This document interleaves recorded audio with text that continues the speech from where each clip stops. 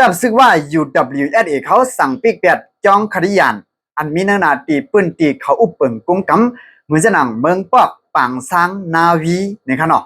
และเกี่ยวกับไปลองข่าวเงาหัวในย้อนสั่งซ้ำเขาสั่งปิกในวันมันเขาขามาฮับทำยินกว่าจำกันในวันมันก็ถึงมาวันที่14 เดือนออกาศอันนั้นก่อนเดือนธันวาคมปี2526ขนม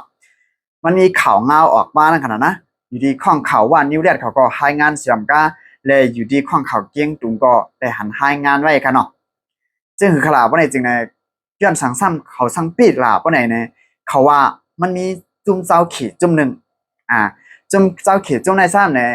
เขาก็ย้ำภาษาคลียันเจ้าเลยเนี่ยเอาลองตั้งหยุ่มย้ำอาจจะได้มาปืนเพเลมาย่าลองนิมมันในปืนตีเขาอุปเปิงกุ้มกำในขนาดเนาะ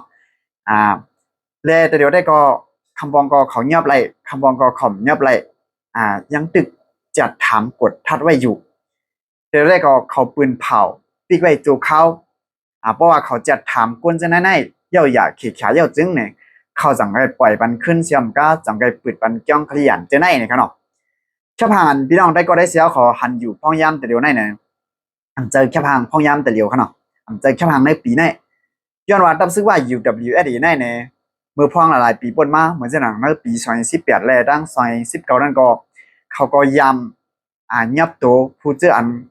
นับถือศาสนาขยันจะไหนเสียมก้าและยามกะย่าลูกป้านั่นขนาดเนาะเขาก็ได้เนี่ยเขาก็ยามเฮ็ดมาการในปีนี้ก็อันเก้ยามภาษาต่างอ่อนต่างรองต่างตั้งจะไหนได้มันจะหนังพวกท่าภาษาว่าขยันจ้ากว่าฮินตูยังชิงกูซื้อกูเมียวได้เขาก็ขำห้ามเขายิบกำป้าเปิงเขียนั่นขนาดเนาะป้าเปิงเขียได้เนี่ยอ่ำห้ามได้อ่ำห้ามก็ว่าสังว่ากะเก้ยามภาษาเสียอันเสียลองเสียตั้งนั่นมันเฮ็ดให้มาตุ้มเติกการอุปเปิงเขาว่าในแต้เนี่ยอำไรคะเนาะเขากดทัดกำเดียวนะขนาดเมื่อหลายปีป่วนมาในเนี่ยมือหลายเดือนค่ะเนาะเมื่อปี2025 2024คำต้องดีกันนะมันมีเกี่ยวกับไปลองตั้งปตั้งเมืองเขเนี่ยค่ะเนาะก็ย้ำเกี่ยวกับไปลองมุสลิมเขาจะได้แต่สังเนี่ยมันตุ้มเติกการลองนิมมันแลลองนิมเศร้าในเมืองเขเนี่ยรายดังถูกเจ้าหน้าที่ภูมินพรในเมืองเขเขากดทัดจัดเดียวว่าค่ะเนาะแต่ซึ่งว่า UWSA นั่นแต่ก็เขาก็เอาปักเปิงเขแต่เอาลองตั้งไล่สร้างเขจะแน่มาเจอตื้อนั่นขนาดเนาะและเกี่ยวกับไปลองข่าวง่าหัวนั่นแต่ก็แต่ซึ่งว่า UWSA เขาได้ก็อำไปปืนเผาออกมาหลัดเปลี่ยนตั้งกันเดียวว่าแต่สมมติมันมีลองตั้งหัวย่อยมันออกมาแทงปอกมาแทงเจ้งหือเขาให้งานแทงเจ้งหือในจังไงมาเราหลัดนี่พี่น้องได้ก็ได้เชียร์เขาแทงกำนึงนั่นขนาดเนาะเดี๋ยวได้ก็เขาสั่งปิกไว้จูข้าว